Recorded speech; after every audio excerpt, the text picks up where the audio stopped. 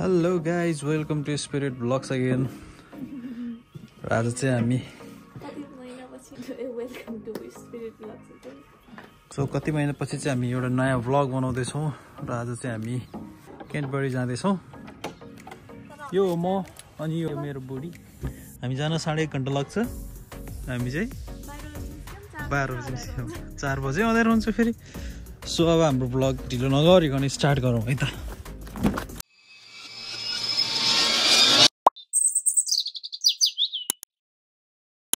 यहाँ चाहिँ लास्ट धेरै चोर लाग्छ हैन, गाडीहरु लास्ट धेरै चोर दिन्छ अनि त्यही भएर चाहिँ गाडीमा चाहिँ एक्स्ट्रा सेफ्टी सब फुल लक गरे पनि ह्यान्डलको लागि यो लक चाहिँ म्यान्डेटरी जस्तै भनौं न हैन।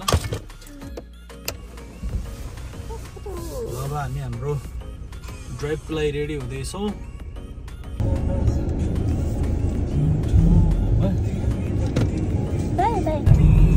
हामी चाहिँ बाटोमा उडिरहेछौँ भर्खरै at the roundabout take the second exit। म तिम्रो सानो सहचालक हैन त, म चाहिँ यहाँको सहचालक हो, उहाँ चाहिँ चालक हुनुहुन्छ। 60 भनेर खुसी भयो एउटा चाहिँ फेरि यहाँ कुदाउन चाहिँ बाहिर आउनुपर्छ कि भित्री बाटोमा कुदाउनै पाइँदैन। यहाँ बाहिर आएपछि चाहिँ मोटरवेहरूमा आएपछि चाहिँ चुई कुदाउनु आउँछ। क्या मजा आउँछ त्यसपछि कुदाउन पायो भने मजा हो, नत्र भने फेरि गाडीहरू टान्न भयो नि त। अनि त्यो साइन छ नि हो त्यस्तो काटेको जस्तो कि हो, त्यो चाहिँ नेसनल स्पिड लिमिट अप्लाइज हो हैन। त्यो भनेको चाहिँ 70 कुदाउन पाइन्छ अब त्यसपछि हाम्रो चाहिँ खुसी भयो।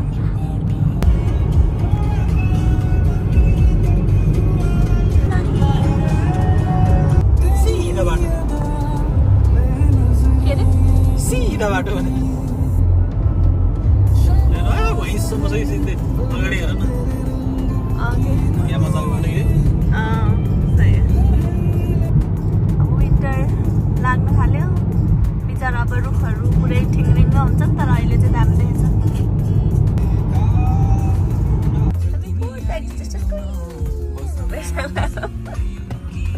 कस्तो दामी है, दामी रहेछ दामी। घर हेर न, घर कस्तो दामी है, पुरै काठको होला। हामी चाहिँ बल्ल बल्ल हाम्रो कार पार्क गरेर अनि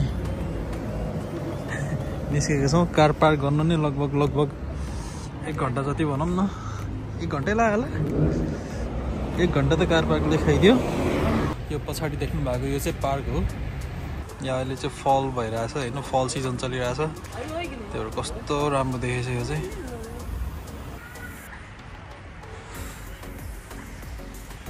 कस्तो लाग्यो? दामी छ। कस्तो राम्रो एन्सियन्ट आर्किटेक्चर। अहिलेको सिजनमा चाहिँ यो फलमा यस्तो राम्रो देखिन्छ नेचरहरू है, लोभै लाग्दो।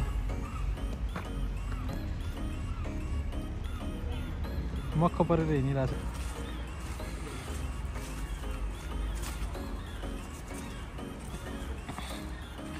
नेचर र आर्किटेक्चर मिलेको ठाउँ रहेछ कि यो चाहिँ।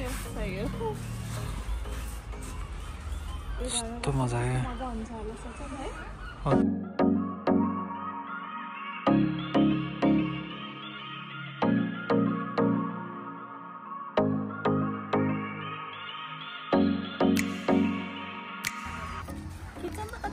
खिचिरहेको छु त।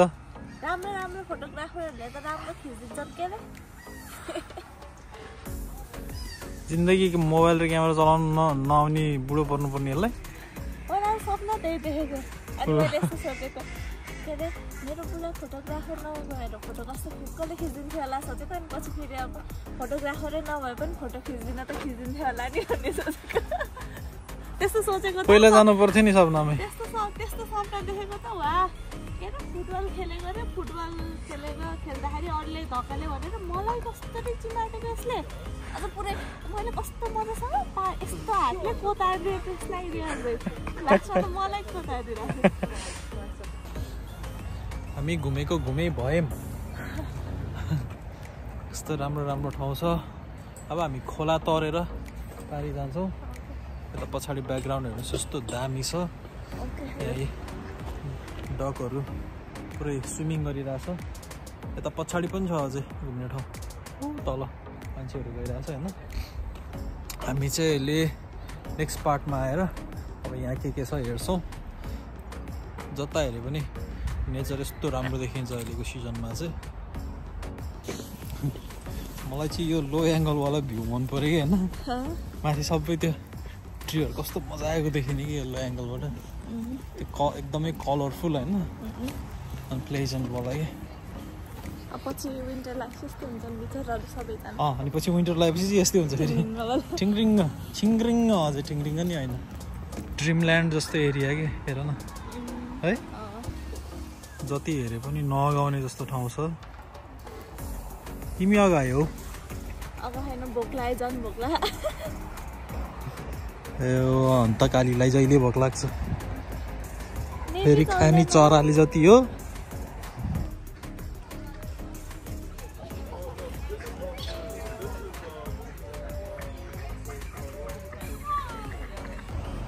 यो चाहिँ इन्डिया गेट जस्तै रहेछ यो चाहिँ क्यान्टरबरी गेटहरू जस्तो छ होइन त्यहाँबाट चाहिँ हामी अब मार्केटतिर जान्छौँ यहाँको वाक इन मार्केट छ एउटा हिँड्ने मार्केट छ गाडी लिएर जान नमिल्ने त्यो मार्केट जान्छौँ है त अब पछाडिको ब्याकग्राउन्ड हेर्न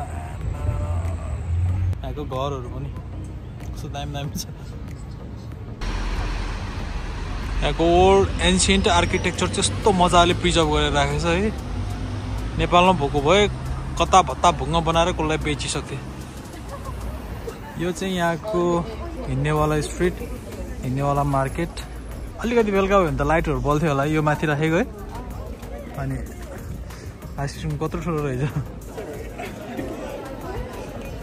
थर्ड आईमा जाने रे ऊ चाहिँ थर्ड आई दुईवटा आँखाले पुगेन रे अब थर्ड आईमा जाने रे जामिन पङ्क टाइपको सप रहेछ यो चाहिँ होइन पङ्की सामानहरू पाउने ड्रेसहरू हेर न सुजहरू हेर न सुजहरू सब चाहिँ दामी रहेछ पङ्क सप कस्तो दामी दामी रिङहरू रहेछ कुन चाहिँ लिने होला एक्लै कहाँ हिँडिरहेछ कि अब मलाई खोज्छ हेर एकछिनमा खोजेन यार लास्टै हरामी रहेछ त्यो बोटिङ गर्ने रिभर क्रु चाहिँ यहाँ रहेछ है यस्तो दामी रहेछ यस्तो दामी ठाउँ कि यहाँबाट हेर न बाटोहरू चाहिँ यस्तो दामी छ कि बाटोहरू पछाडि ल हेर्नुहोस् पछाडि बाटोज हेर्नुहोस् घर्स हेर्नुहोस् अनि हामी त कहाँ आइपुग्यौँ थिएटरमा आइपुगेछौँ कस्तो दामी छ कि यहाँ चाहिँ टक्क बोट आउँछ हेर्नु है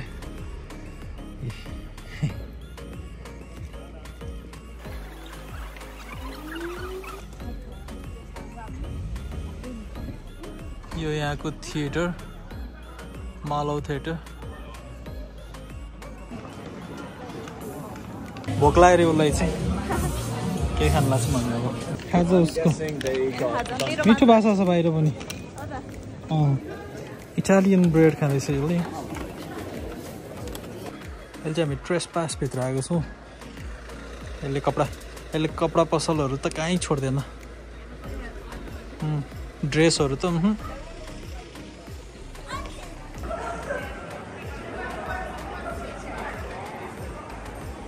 स्ट्रिट कति राम्रो राम्रो छ अँधेरो पनि हुन लागिसक्यो है अब त 4 बजी अब अँधेरो हुन लाग्यो अब हामी चाहिँ फर्किने हो के खाएर ठाउँ चाहिँ मजाको छ घुम्नलाई अहिले त झन् एकदम सिजन जस्तो छ सो के भन्नु नेक्स्ट टाइम चाहिँ त्यो रिभर टुर पहिले बुक गरेर अनि फेरि आउँछ हामी नेक्स्ट टाइम चाहिँ अब रिभर त्यो बोटिङ चाहिँ बुक गरेर अनि फेरि आउँछौँ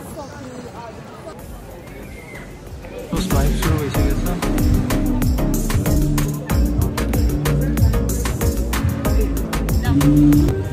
अब चाहिँ हामी उताबाट एउटा केक खाएर अनि फर्किन्छौँ ब्याकग्राउन्ड हेर्नु ब्याकग्राउन्ड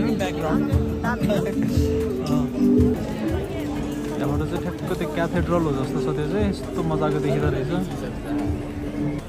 सो अब चाहिँ हामी चिम्नी केक खाने कुन खान्छौ आलमन्ड हुन्छ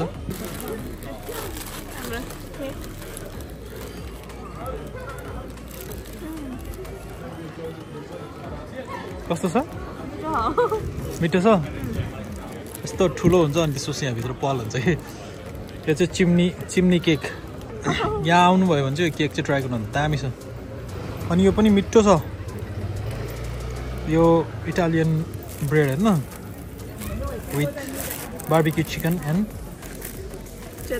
चेदर चिज यो पनि ट्राई गर्नु मिठो छ ल्याबबाट चाहिँ हट बबल टी खाने रे उसले हट चाय ल्याब समाता त कस्तो न्यानो हुन्छ भने अहिले है तातो रहेछ चाय ल्याब ल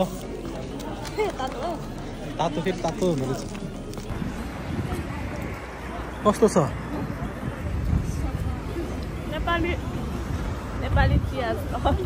नेपाली चियाको फ्लेभर छ हामी चाहिँ यो मार्केटबाट निस्क्यो टक्क घर जाने